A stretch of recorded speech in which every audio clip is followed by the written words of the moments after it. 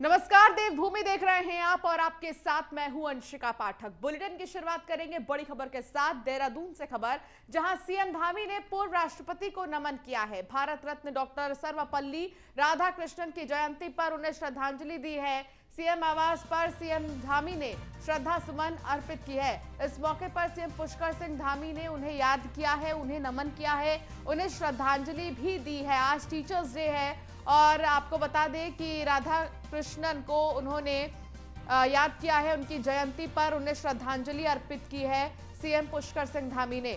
पुष्कर सिंह धामी ने ट्वीट भी किया है। पुष्कर सिंह धामी ने ट्वीट में क्या कुछ लिखा है वो अब आपको बता देते हैं। उन्होंने लिखा है कि शिक्षा के द्वारा ही मानव मस्तिष्क का सदुपयोग किया जा सकता है। उत्कृष्ट शिक्षक पूर्व राष्ट्रपति भारत रत्न डॉक्टर #सर्वपल्ली राधाकृष्णन जी की जयंती के अवसर पर उन्हें श्रद्धांजलि अर्पित कर नमन किया। उनके द्वारा दिखाई गई शिक्षा की राह सभी के लिए प्रेरणादायी है। तो शिक्षक दिवस के मौके पर, टीचर्स डे के मौके पर उन्होंने याद किया है सर्वपल्ली राधाकृष्णन को, जो कि राष्ट्रपति रह चुके हैं हमारे देश के, भारत के। पुष्कर सिंह धामी ने उन्हें याद किया और उन्हें नमन किया है। ट्वीट कर मुख्यमंत्री पुष्कर सिंह धामी ने उन्हें याद किया है। सीएम धामी ने एक और ट्वीट किया है जिसमें उन्होंने शिक्षकों को शिक्षक दिवस की शुभकामनाएं दी हैं। सीएम ने अपने ट्वीट में लिखा, प्रख्यात शिक्षाविद, महान विचारक एवं भारत के पूर्व राष्ट्रपति डॉक्टर सर्वपल्ली राधाकृष्णन जी की जयंती पर उन्हें स्मरण कर नमन करता हूं। राष्ट्र निर्माण में अपना महत्वपूर्ण योगदान देने वाले सभी शिक्षकों को शिक्षक दिवस की हार्दिक शुभकामनाएं। हैप्पी टीचर्स डे 2021 उन्होंने लास्ट में लिखा है। तो ये मुख्यमंत्री पुष्कर सिंह धामी की तरफ से तमाम जो शिक्षक हैं, तमाम जो टीचर्स हैं, उन्हें बधाई दी गई है आज के दिन को लेकर। आज टीचर्स डे है और आज जिस तरीके से डॉक्टर सर्वपल्ली राधाकृष्णन को मुख्यमंत्री ने याद किया है, आप देख सकते हैं तस्वीर। उन्होंने नमन किया, गुलाब के फूल अर्पित किए और हाथ जोड़कर श्रद्धांजलि दी है। पुष्कर सिंह धामी ने डॉक्टर सर्वपल्ली राधाकृष्णन को, आपको बता दें कि डॉक्टर सर्वपल्ली राधाकृष्णन की जयंती के दिन ही अक्सर टीचर्स डे मनाया जाता है। पूर्व राष्ट्रपति को सीएम ने नमन किया है। भारत रत्न डॉक्टर सर्वपल्ली राधाकृष्णन को श्रद्धांजलि दी गई है मुख्यमंत्री पुष्कर सिंह धामी की तरफ से। और पुष्कर सिंह धामी ने जो दूसरा ट्वीट किया है उसमें उन्होंने देश के तमाम जो टीचर्स हैं उन्हें शिक्षक दिवस की बधाई दी है।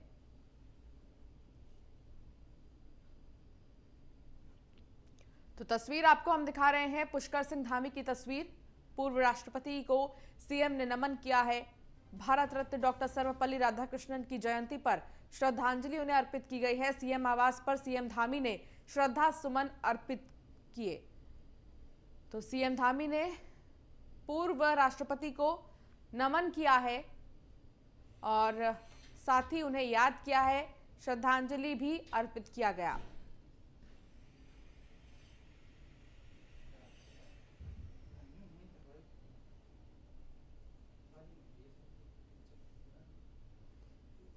तो वहीं सीएम धामी ने नोएडा के डीएम सुहास एलवई के पैरालंपिक में सिल्वर मेडल जीतने पर उन्हें बधाई दी है। सीएम ने अपने ट्वीट में लिखा है कि गौतम बुद्ध नगर के जिलाधिकारी श्री सुहास एलवई जी को पैरालंपिक्स में बैडमिंटन प्रतिस्पर्धा में सिल्वर मेडल जीतने पर हार्दिक बधाई एवं शुभकामनाएं। आपकी ये उपलब्धि खेल एवं कार्यक्षेत्र के बीच समन्वय की सार्थकता को बयां करती है। तो जिस तरीके से बैडमिंटन में सिल्वर मेडल पर कब्जा किया है सुहास एलवई ने, उनको चारों तरफ से बधाई दी जा रही है और पुष्कर सिंह धामी ने भी उन्हें बधाई दी। इससे पहले प्रधानमंत्री नरेंद्र मोदी ने भी बधाई दी थी सुहास एलवई को और उन्होंने कहा था कि जिस तरीके से कार्य और खेल, सेवा और खेल का जो संगम है उसे देखा गया है, वे बेहद ही सराहनीय है। इसी चीज का जिक्र किया है पुष्कर सिंह धामी ने भी। उन्होंने कहा कि आपकी उपलब्धि खेल और कार्यक्षेत्र के बीच समन्वय की सार्थकता को बयां करती है। तो ट्वीट है पुष्कर सिंह धामी का, उन्होंने ट्वीट कर सुहास एलवई को बधाई दी। तो देहरादून से बड़ी खबर आपको बता दें, जहां न्यूज वन इंडिया की खबर पर मुहर लग गई है। पुष्कर सरकार ने 20 आईपीएस अधिकारियों का तबादला किया है। जन्मजय खंडूरी देहरादून के एसएसपी बनाए गए हैं। योगेंद्र रावत हरिद्वार के एसएसपी नियुक्त किए गए हैं। लोकेश्वर सिंह पिथौरागढ़ के एसपी बनाए गए हैं। रिदिम अग्रवाल कुमाऊं की डीआईजी बनाई गई हैं। देवेंद्र सिंह पींचा चंपावत के एसपी नियुक्त किए गए हैं। सुखबीर सिंह सेना नायक आईआरबी प्रथम रामनगर, बरिंदरजीत सिंह सेना नायक आईआरबी द्वितीय। तो खबर पर मुहर लग गई है न्यूज वन इंडिया की खबर पर।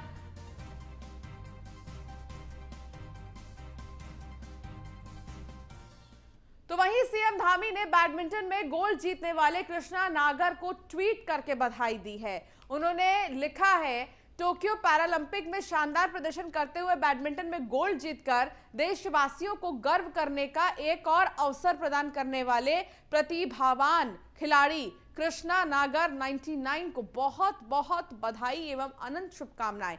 हमें आप पर गर्व है। तो ये लिखा है पुष्कर सिंह धामी ने कृष्णा नागर के लिए। कृष्णा नागर की जो आईडी है वो @कृष्णा नागर 99 है। तो उन्हें बाकायदा मेंशन करते हुए पुष्कर सिंह धामी ने उन्हें बधाई दी है और लिखा है कि शानदार प्रदर्शन करते हुए बैडमिंटन में गोल्ड जीतकर देशवासियों को गर्व करने का एक और अवसर प्रदान करने वाले प्रतिभावान खिलाड़ी कृष्णा को बहुत बहुत बधाई और शुभकामनाएं। तो ये ट्वीट लिखा गया है, ट्वीट में लिखा गया है पुष्कर सिंह धामी की तरफ से और बधाई दी गई है कृष्णा नागर को, जिन्होंने गोल्ड मेडल पर कब्जा किया है। तो देवभूमि में चली तबादला एक्सप्रेस 50 से ज्यादा पीसीएस अफसरों को ट्रांसफर किया गया है। टिहरी के डीएम ईवा श्रीवास्तव को प्राधिकरण का भी चार्ज मिला है।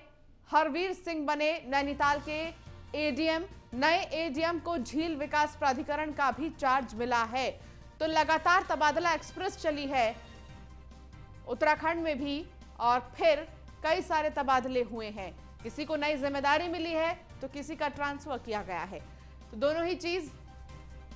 सुदीप जैन हमारे विशेष संवाददाता हमारे साथ जुड़ गए हैं ज्यादा जानकारी के साथ। सुदीप, बात करें अगर उत्तराखंड की तो यहाँ तबादला एक्सप्रेस जोरों से चली है, फुल स्पीड में चली है, क्योंकि किसी को नई जिम्मेदारी दी गई है तो किसी का ट्रांसफर भी किया गया है। क्या जानकारी मिल रही है?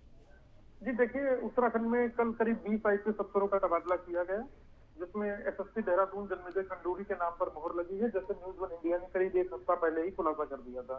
इसी प्रकार से देहरादून के एसएसपी योगेंद्र सिंह रावत हरिद्वार भेजे गए हैं और पुलिस महकमे के कुछ इंटरनल चार्ज जो होते हैं जैसे विजिलेंस, होमगार्ड और इंटेलिजेंस, इसमें फेरबदल किया गया है। इसके साथ ही सरकार ने 50 पीसीएस अफसर बदले हैं। इसमें बड़ा नाम हरवीर सिंह का है, जो एमडीडीए में सेक्रेटरी थे, अब नैनीताल झील विकास प्राधिकरण के सेक्रेटरी और एडीएम प्रशासन नैनीताल होंगे।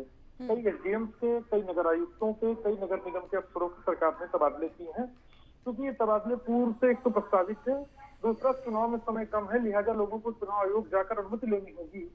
जब मतलब कि चुनाव का समय आने पर चुनाव आयोग समय अधिक हो चुके अफसरों को हटाता है, लिहाजा सरकार ने निर्णय लिया है और अफसरों का ट्रांसफर किया गया है।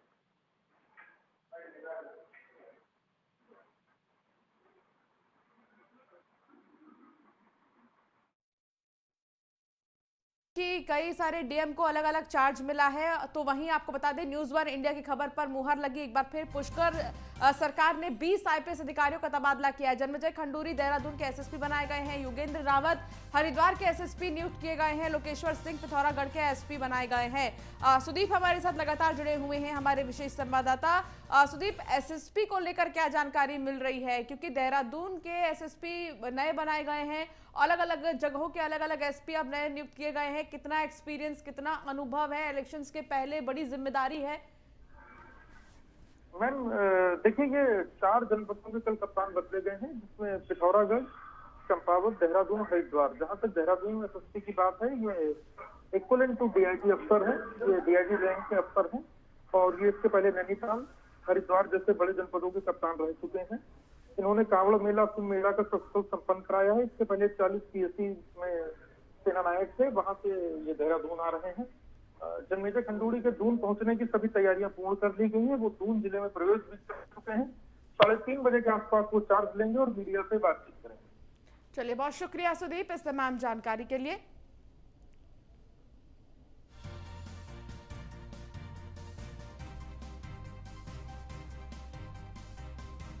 देहरादून में कांग्रेस की परिवर्तन यात्रा पर मुख्यमंत्री पुष्कर सिंह धामी का कहना है कि इस यात्रा से कोई फर्क नहीं पड़ने वाला है, क्योंकि भारतीय जनता पार्टी की जन आशीर्वाद यात्रा में लोगों ने बढ़ चढ़कर सहयोग किया है और सरकार के कामों को भी सराहा है।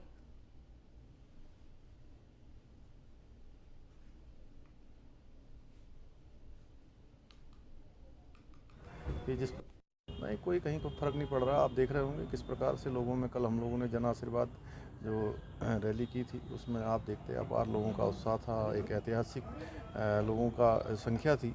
अपने आप में वो इस बात को जो है कहता है कि भाई प्रत्यक्षम किम प्रमाणम, कि जिस प्रकार से आज देश के अंदर मोदी जी ने काम किया है और उत्तराखंड के अंदर जिस प्रकार से उन्होंने काम किए हैं, उत्तराखंड की सरकार भी लगातार उन्हीं पद चिन्हों पर चलते हुए हम उत्तराखंड को आगे ले जाने के लिए काम कर रहे हैं और उत्तराखंड की जनता भली भांति जानती है।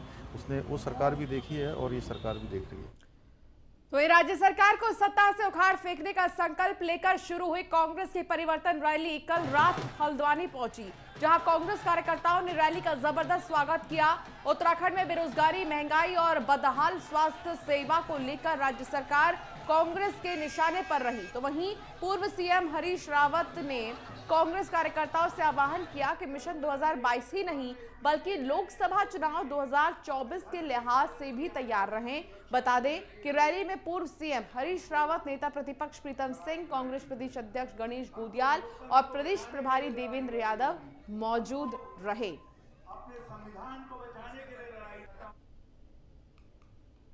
मैं समझता हूँ कि 20 साल इस प्रकार का अनुभव कभी नहीं हुआ। लोग अपने प्रिय नेताओं को देखने के लिए, सुनने के लिए रात के इस समय जबकि 10 बजने वाले हैं, शायद 10 से ज़्यादा हो गया होगा, खड़े हैं। बड़ी संख्या में, इतनी बड़ी संख्या में लोगों का आना ये संकेत है कि उत्तराखंड में एक तरफा बहुत ही मजबूती के साथ कांग्रेस की सरकार वापस आ रही है और लोगों का आशीर्वाद कांग्रेस को मिलने जा रहा है। क्योंकि ये उत्तराखंड उन शहीदों की कुर्बानी के ऊपर उत्तराखंड बना। उनके सपने थे, उनकी सोच थी कि एक समृद्ध हमारा प्रदेश बने, एक ऐसा प्रदेश बने जहां युवाओं को रोजगार मिले, जहां महिलाओं को सम्मान मिले। आज कहीं ना कहीं 4.5 साल के इस जो राज रहा है भारतीय जनता पार्टी का, आज कहीं ना कहीं वो पूरी तरीके से फेल साबित हुए और जिस तरीके का एक जन सैलाब मैं पूरे 2 दिन में देख रहा हूँ, निश्चित ही 2022 के परिवर्तन के लिए ये जनता तैयार है और निश्चित ही कांग्रेस सरकार हाव भाव से पूरी आइडिया ऐसे कर लो बस सड़क के किनारे खड़े होकर के हमारा अभिवादन करने से हर तरीके से वो अपनी भागीदारी और यकीन मानिए तुम थोड़ा पीछे करो यार। यात्रा के 2 दिन के जज्बे को देखकर, उनके उत्साह को देखकर अत्यधिक उत्साहित हूँ और मुझे इस बात का विश्वास हो चला है 2022 में हम निश्चित जनता में भी परिवर्तन ला रहे हैं और हमने है कि हम सत्ता में परिवर्तन ला के कांग्रेस की सरकार बनाकर। तो ऋषिकेश में गंगा नदी में डूबने से 2 पर्यटकों की मौत हो गई है। बता दें कि नोएडा की एक एंड्रॉइड कंपनी में काम करने वाले अधिकारियों का एक ग्रुप वीकेंड पर ऋषिकेश घूमने गया था। बता दें कि ग्रुप में से एक युवक हाथ धोने गंगा में गया था और रेत में पैर फिसलने से युवक बह गया और दोस्त को बचाने की कोशिश में दूसरा युवक भी पानी के तेज बहाव में बहता चला गया। सूचना मिलते ही एसडीआरएफ की टीम मौके पर पहुंची और दोनों युवकों की तलाश शुरू कर दी है। तो देखिए एसडीआरएफ की टीम की तरफ से तलाशी अभियान जारी है। बचाव के लिए युवक भी नदी में बह गया। हाथ धोने के लिए एक युवक गया था नदी के पास, लेकिन पैर फिसलने की वजह से वो डूबने लगा। जब तो दूसरा युवक उसको बचाने गया और जब वो बचाने गया तो पानी का बहाव इतना ज़्यादा तेज था कि दोनों ही डूब गए और दोनों ही बह गए। फिलहाल दोनों की तलाश में एसडीआरएफ की टीम लगी हुई है।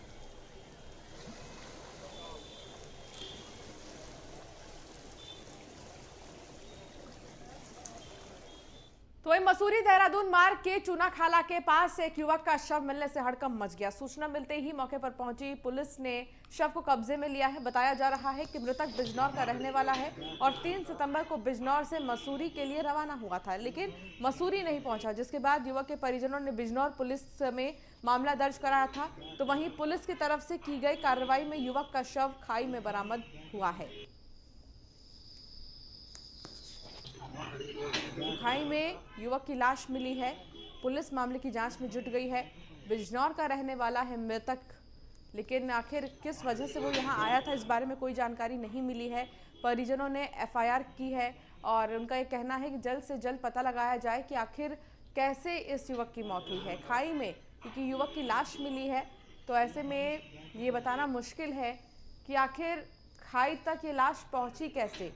मसूरी का ये पूरा मामला बताया जा रहा है।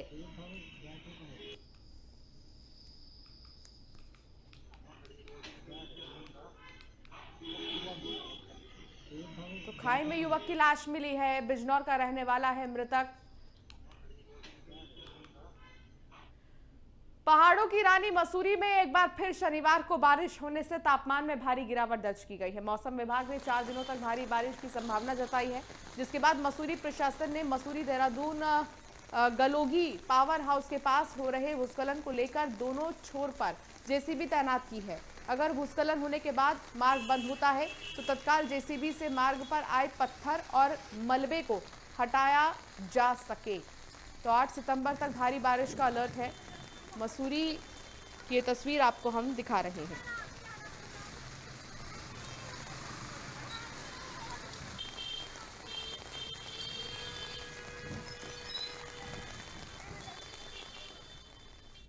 तो वही केदारनाथ धाम की चोटियों पर इस वक्त अगर हम बात करें तो बहुत ही ज्यादा अलग नजारा है और ऐसे में सीजन की पहली बर्फबारी हुई है।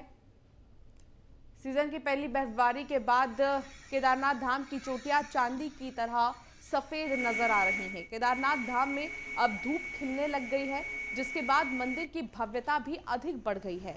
तो वहीं केदारनाथ धाम में धूप खिलने से मजदूरों ने भी राहत की सांस ली है। तो तस्वीर आपको दिखा रहे हैं केदारनाथ धाम में भारी बर्फबारी और इसी के साथ वहां के लोगों को थोड़ी राहत मिली है ठंडी से।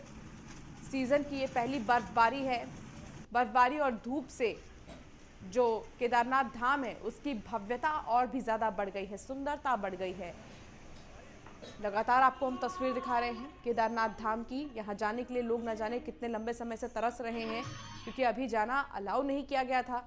और अब इसका अगर नज़ारा देखें तो फिर बहुत ही ज़्यादा खूबसूरत केदारनाथ धाम दिखाई दे रहा है। वर्तमान में जो भी कार्य हो रहे हैं, मैं समझता हूँ मास्टर प्लान के जो एक मास्टर प्लानिंग वहाँ पे हुई है उसके अनुसार ही किए जा रहे हैं। और जितने भी कार्य किए जा रहे हैं वो इसी उद्देश्य से किए जा रहे हैं कि जो भी वहाँ पे स्थानीय लोग हैं उनको पब्लिक फैसिलिटीज़, पब्लिक एमिनिटीज़ मिले। और जो यात्रा के समय पे भी लोग आते हैं, जितने भी हमारे तीर्थ यात्री आते हैं, उनको भी पब्लिक फैसिलिटीज़ और एमिनिटीज़ का लाभ मिल सके। वर्तमान में जो भी कार्य हो रहे हैं, मैं समझता हूँ मास्टर प्लान के जो एक मास्टर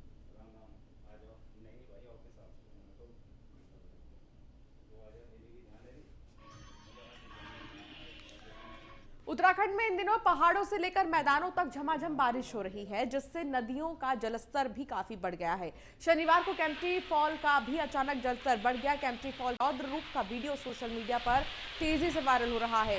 केम्प्टी फॉल का जलस्तर बढ़ने के चलते मौके पर मौजूद पुलिस टीम ने एहतियातन यहां लोगों की एंट्री पर बैन लगा दिया है। किसी को भी फॉल के पास जाने की अनुमति नहीं है। देखिए ये तस्वीर सोशल मीडिया पर खूब तेजी से अब ये वायरल हो रही है, क्योंकि केम्प्टी फॉल ये वही केम्प्टी फॉल है जहां पर न जाने कहां से लोग आते हैं और लुत्फ उठाते हैं इस केम्प्टी फॉल का। लेकिन फिलहाल क्योंकि जलस्तर बहुत ज़्यादा बढ़ गया है, इसलिए पुलिस की तरफ से मना कर दिया है लोगों को कि यहाँ पर बिल्कुल भी ना आए, क्योंकि जान को खतरा साबित हो सकता है। आसपास जो दुकानें लगी रहती हैं जहाँ पर छोटे मोटे स्नैक्स बिकते हैं, अब उन्हें भी बंद कर दिया गया है, वहाँ से हटा दिया गया है। और चलिए फिलहाल बुलेटिन में इतना ही। आप बने रहिए न्यूज़ 1 इंडिया के साथ। नमस्कार।